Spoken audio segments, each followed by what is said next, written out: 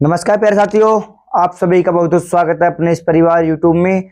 मैं मनोज कुमार और आप देख रहे हो mission with Manoj platform channel पर।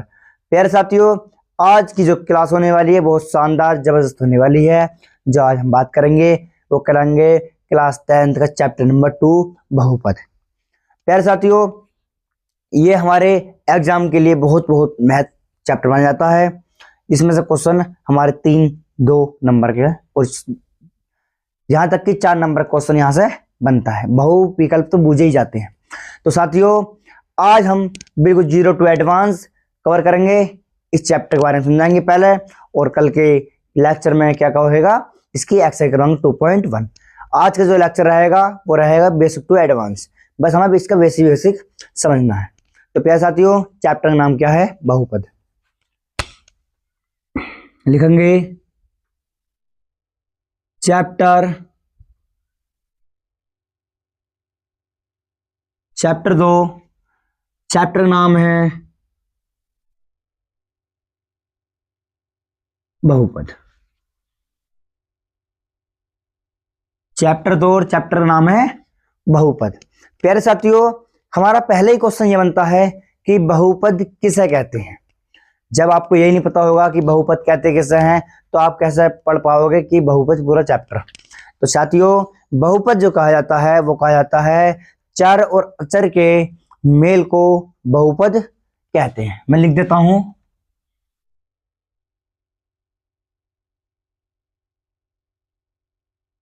चर और अचर के मेल को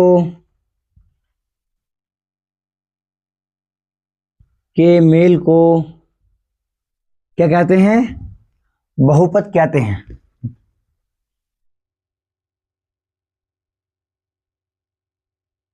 बहुपद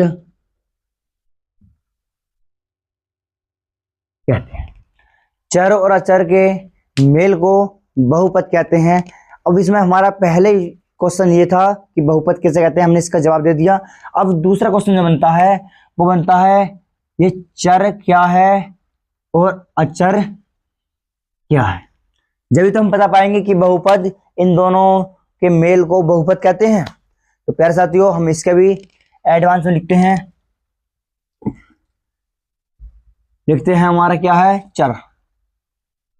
पहला हेडिंग है अचर।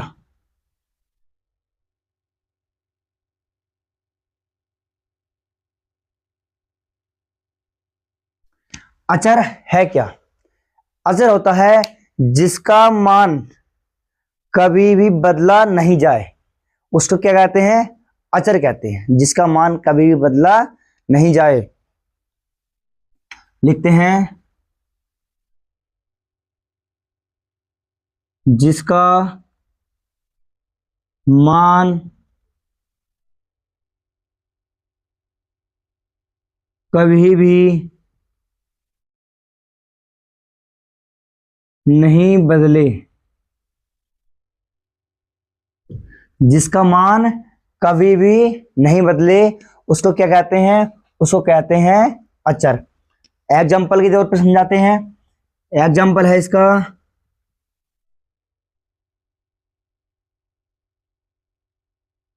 एग्जाम्पल है कोई भी नंबर ले लो, 2 ले लो, 3 ले लो, 5 ले लो, 7 ले लो, 90 ले लो, माइनस का 2 ले लो, माइनस का 80 ले लो, कुछ भी नंबर ले सकते हैं जिसका मान कभी नहीं बदला सकते। जैसे हम 2 को 2 ही लिखेंगे, 3 को 3 लिखेंगे, 5 को 5 लिखेंगे, 5 को 4 लिख देंगे? नहीं। 7 को 7 लिखेंगे, 90 को 90 ही लिखा जाएगा अगर हमारे पास कोई चर उसमें पद नहीं है। बात क्लियर हो गई? ठीक है साथियों, उसके बाद में बात करता है कि चर क्या है। ये तो बात करी हमने अचर की, बात करते हैं हम आगे चर की।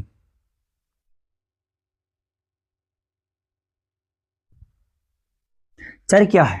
चर कहता है कि जिसका मान बदला जा सके। जैसे लिखते पहले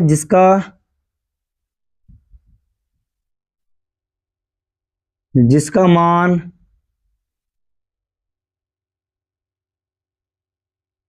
बदला जा सके, जिसका मान बदला जा सके उसको कहते हैं चर कहते हैं। एग्जाम्पल है इसका, एग्जाम्पल है एक्स वाई जेड ईटीसी। प्यारे साथियों, हमारे इस एग्जाम्पल जो लिया हमने, एक्स लिया है, वाई लिया है, जेड लिया है, ये इसलिए लिया है कि हम इन नंबरों को किसी भी दो के साथ रखते हैं तो 2x हो जाता है। एक एग्जाम्पल देता हूं, अगर हम यू क्या हो गया, नंबर हो गया, ये क्या हो गया, चर हो गया। अगर हम दोनों को मिलाते हैं तो हमें x के स्थान पर कुछ भी रखते हैं, सब इसकी वैल्यू क्या हो जाएगी, हमारी चेंज हो जाएगी। इसी प्रकार से हम अगर दूसरा लेते हैं 3y ले लो, y के स्थान पे नंबर हम एक्सचेंज करते रहते हैं, बदल बदल कर रखते रहते हैं, तो क्या हो जाएगी, हमारी सारी वैल्यू चेंज हो जाएगी। इसी प्रकार से हमने इसको चर और इसको अचर नाम दिया है। यहां तक की बात क्लियर होगी सबको? मैं उम्मीद कर रहा हूं कि यहां तक बातों को आपके समझ में आ गई होगी। हमारा जो दूसरा समझाते हैं वो होता है ये बहुपद। अभी बहुपद में समझाया था कि चर और अचर के मेल को क्या कहते हैं, बहुपद कहते हैं। हमारे पास अचर भी हो गया, चर भी हो गया, हमें समझना है बहुपद। तो बहुपद समझते हैं। मैंने परिभाषा में क्या लिखवाया था, शॉर्ट परिभाषा में, कि चर और अचर के मेल को क्या कहते हैं,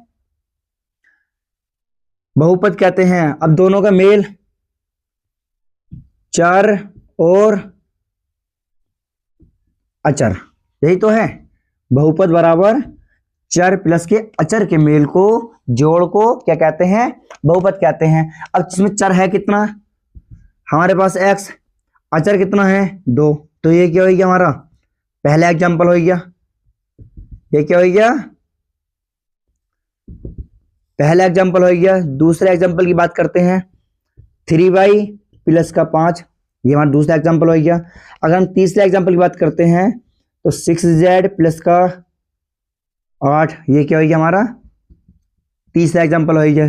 चौथे की बात करते हैं 7x प्लस के 7, x प्लस के 7, ये क्या होता है हमारा, इसी प्रकार से क्या होता है, ये हो गया हमारा चर और ये क्या हो गया, अचर।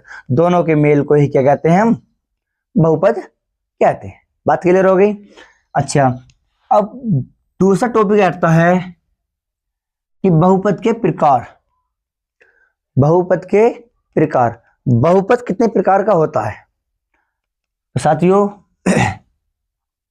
हम यहां कहते हैं बहुपद, बहुपद, बहुपद हमारे हर टाइप के अनुसार अलग अलग होता है। जैसे हमारे इसमें जो दिया है वो देखा, पहला रेखीय,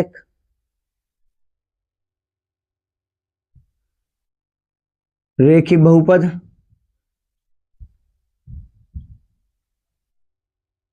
दूसरा है द्विघात बहुपद,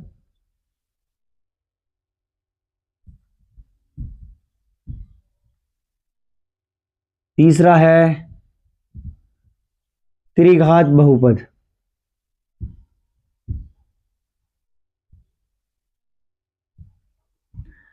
इसने बोला है बहुपद, रेखीय बहुपद, द्विघात बहुपद और त्रिघात बहुपद। ये है क्या, हम बात करते हैं इसमें।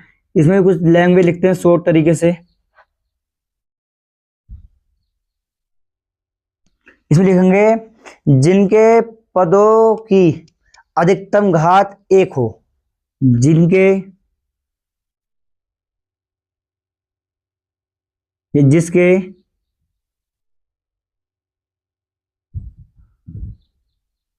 पदों की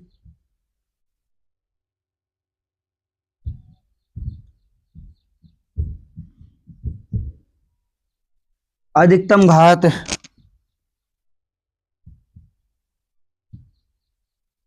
एक हो, उसको क्या कहते हैं? रेखिक बहुपद कहते हैं। एग्जाम्पल,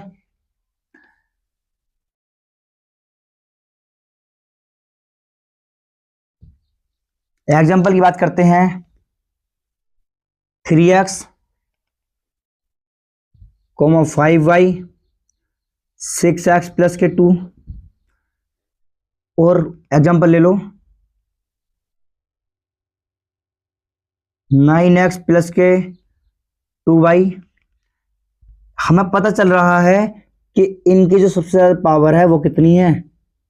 1 है। इसमें सबसे अधिक जो पावर है वो कितनी है? 1 है, और हम उसी को हम काउंट करेंगे। तो प्यारे साथियों, अब हमारा दूसरा होता है, दूसरा कहता है जिसके पदों की संख्या, पदों की अधिकतम संख्या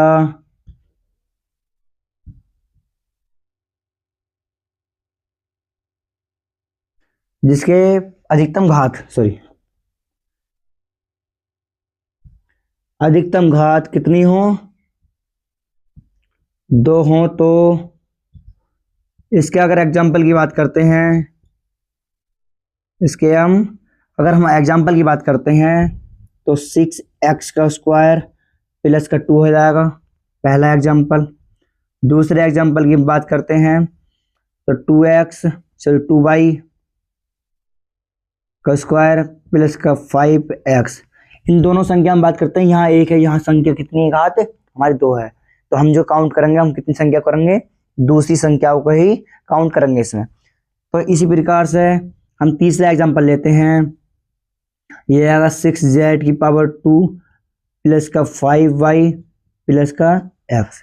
अब इन तीनों संख्याओं में क्या हो गया? हमारी ये भी चर है, ये भी चर है, और ये भी चर है। हमने क्या कहा? इनकी पावर दोनों की 1 है, और z की पावर कितनी है? 2। और मैंने क्या बोला था? अधिकतम पावर ही काउंट होती है। तो क्या होगी हमारे ये वाली द्विघात बहुपद। इसी प्रकार त्रिघात बहुपद में बात करते हैं, लिखेंगे जिसके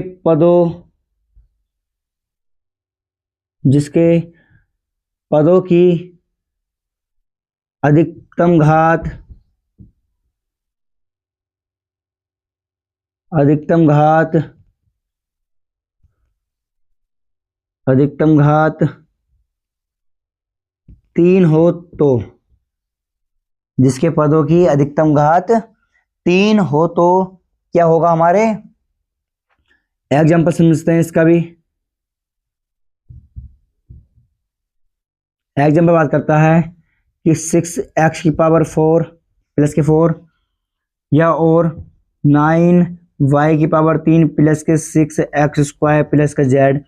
क्यों? इन तीनों संख्याओं में क्या हमारी पावर होती है? सबसे ज्यादा है z में। कितनी होती है? सॉरी, y में। ठीक है प्यारे साथियों। फिर हमारा सातवां हो जाएगा, और तीसरा एग्जाम्पल हो जाएगा 7x की पावर 3 प्लस के 9y स्क्वायर प्लस का x। हम इसी तरीके से समझते हैं कि इन तीनों संख्याओं में सबसे ज्यादा पावर किसकी है? x की। तो हमारे क्या हो जाएगा? ये 3 पावर त्रिघात बहुपद में काउंट हो जाएगा। तो प्यारे साथियों, इससे जो लिखने तरीका रहेगा हमारा, जो हमारा फॉर्मूला होता है वो होता है ax प्लस के b से प्रदर्शित इसको करते हैं। ये इम्पोर्टेंट है, ठीक है। और इसको जो रहेगा लिखने का तरीका वो रहेगा ax स्क्वायर प्लस का bx प्लस का c इक्वल टू, ये इक्वल टू 0 रहता सी, ये क्या हो जाएगा? ये भी इसका इम्पोर्टेंट रहेगा। और इसमें हमेशा मतलब जैसे हमने लिखा था पावर 1 पावर 2, इसमें पावर कितने जाएंगी हमारी? 3। ये जाएगा ax की पावर 3 प्लस के bx का स्क्वायर प्लस के cx प्लस के d इक्वल टू 0 रन दो या सुन दो। बात क्लियर हो गई बच्चों? तो हमारा आज का जो टॉपिक है वो बहुपद, चर और अचर के मेल को बहुपद कहते हैं। चर जिसका मान कभी भी बदला नहीं जा सकता, अचर जिसका मान बदला नहीं जा सकता, चर जिसका मान बदला जा सकता है। ठीक है, ये x y z हमें इस तरीके से शो करा है। बहुपद चर और मेल के दोनों को जोड़ करते हैं तो क्या होता है? हमारा बहुपद बनता है। ये एग्जाम्पल से समझाया। उसके बाद बहुपद, ये और भी प्रकार के हो सकते हैं, 4 घात, 5 घात, 6 घात, इस तरीके से हम आगे चलते रहेंगे। ये निश्चित नहीं है कि 3 प्रकार के ही होते हैं। तो प्यारे साथियों, रेखीय बहुपद में जिसकी घात 1 हो, द्विघात बहुपद में जिसके पदों की संख्या या घातों की अधिकतम संख्या कितनी होनी चाहिए, 2 हो, और त्रिघात में संख्या 3 हो। यहीं से शो हो रहा है कि 2 घात है, या 3 घात है, या 1 घात है। बात क्लियर हो गई? बात क्लियर हो गई यहाँ तक। एग्जाम्पल हमने समझा दिए। और हमें कितना करना है, रेखीय बहुपद को ax प्लस के b से प्रदर्शित करना है, द्विघात बहुपद को ax का स्क्वायर प्लस के bx प्लस के c से ही प्रदर्शित करना है। मैं उम्मीद कर रहा हूँ कि आज की क्लास आपकी बहुत ही ज़्यादा महत्वपूर्ण होने वाली है। तो आप इस क्लास के नोट्स अपने बना लो। साथ साथ मिलते हैं साथियों नेक्स्ट वीडियो में। जब तक के लिए जय हिंद, जय भारत।